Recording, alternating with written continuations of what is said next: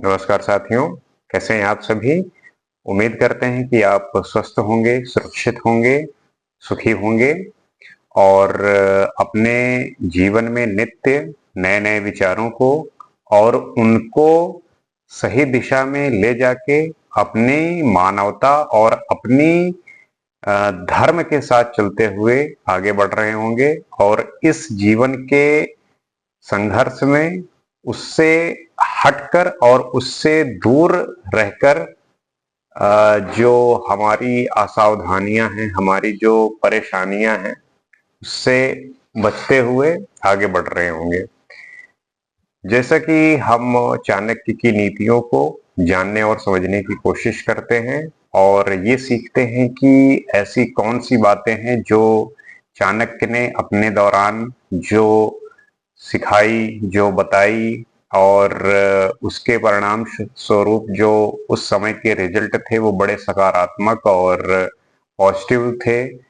तो आज के जीवन में, आज के समय में, आज की जो समाज है उसमें कैसे उनके विचार उतने ही कारगर और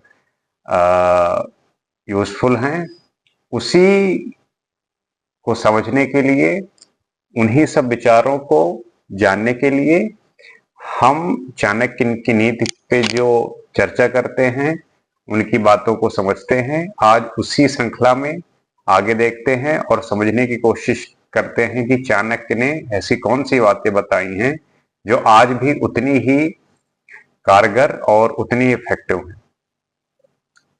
क्या कहते हैं? वरम एको गुणी पुत्रो निर्गुणैश्य शतैरपि एकश्चंद्र स्तमोहंति नाचा तारा सहस्त्रशः।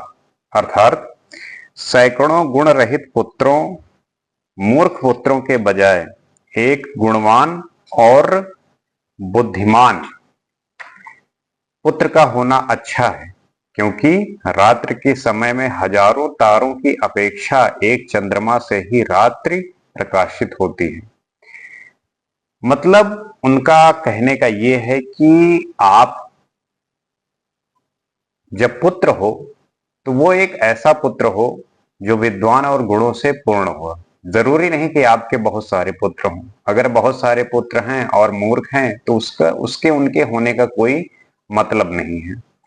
तो सैकड़ों मूर्ख पुत्रों की अपेक्षा एक विद्वान और गुणों से युक्त पुत्र से ही पूरे परिवार का कल्याण होता है। रात्रि के समय जिस प्रकार आकाश में हजारों तारागण दिखाई देते हैं, परंतु उनसे रात्रि का अंधकार दूर होने में सहायता नहीं मिलती। रात्रि का अंधकार केवल चंद्रमा ही दूर कर पाता है।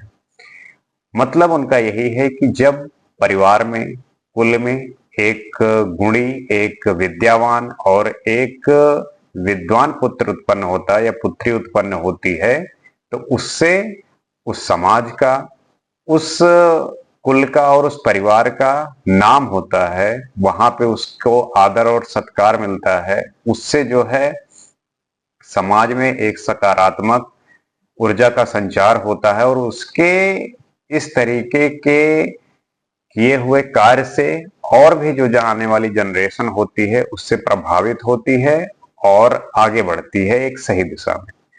तो एक गुणी पुत्र का होना, एक विद्यावान पुत्र या पुत्री का होना वैसा ही है जैसा कि आपके जीवन में कुछ ऐसा हो जाए जहां पे जो खुशी का एक लिमिटेशन है वो रुके ना, वो हमेशा बढ़ता रहे। आगे देखते हैं। मूर्खस्य चिरायुर्जातोऽपि तस्मात् जात मृतो वरः मृता सा चा अल्प दुखाय यावत जीवत जड़ो दहेत। अर्थात दीर्घ आयु वाले मूर्ख पुत्र की अपेक्षा पैदा होते ही मर जाने वाला पुत्र अधिक श्रेष्ठ होता है, क्योंकि पैदा होते ही मर जाने वाला पुत्र थोड़े समय के लिए ही दुख का कारण होता है, परंतु लंबी आयु वाला मूर्ख पुत्र जब तक जीवित रहता है तब तक दुख देता रहता है। हर माता पिता का हमेशा ये अपेक्षा होती है अपने पुत्र से कि वो गुणी हो, समझदार हो और उसके किए हुए कृत्य से उसके माँ बाप को एक सम्मान मिले, एक समाज में प्रतिष्ठा मिले। लेकिन अगर पुत्र या पुत्री मूर्ख हो गई तो उससे जो उसको अपमान मिलता है, उसके द्वारा किए हुए कार्य से जो उनको समाज में रह के झेलना पड़ता है, तो उससे जो है वह बहुत दुखी होते हैं। तो कहते हैं, चाणक्य कहते हैं कि ऐसे पुत्र का लंबे समय तक जीवित रहना बहुत ज्यादा दुखदाई होता है उनके माँ बाप के लिए, क्योंकि उनके माँ बाप को पूरी जिंदगी सुनना पड़ता है। तो ऐसे पुत्रों को, ऐसे पुत्रियों को जन्म लेते ही मर जाना चाहिए, तभी बेहतर है। क्योंकि अगर वो ज्यादा दिन तक जीवित रहेंगे तो उससे जो है उनके माँ बाप को पूरे जीवन, जब तक वो जिएंगे तब तक वो दुखी रहेंगे, तब तक वो परेशान रहेंगे। तो आपकी भी जिम्मेदारी बनती है कि अगर आपको लगता है कि आप अपने माँ बाप के वादे पर, माँ बाप के जो उनके देखने का नजरिया है आपके प्रति, अगर उस पर नहीं उतर पा रहे हैं तो आपको मेहनत करने की जरूरत है, आपको काम करने की जरूरत है।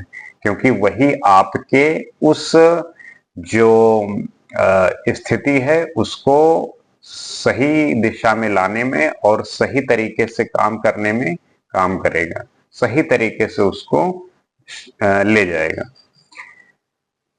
कोई बच्चा मूर्ख या मंद बुद्धि हो तो उसके कारण माता पिता सदैव चिंतित रहते हैं कि इसका क्या होगा। यह दुख उन्हें उम्र भर कचोटता रहता है। जबकि यदि मूर्ख पुत्र पैदा होते ही मर जाए तो वो भारी सदमा भी उन्हें कुछ काल तक ही दुख पहुंचाता है। कहने का अर्थ है कि मूर्ख संतान का ना होना अच्छा है। आगे देखते हैं।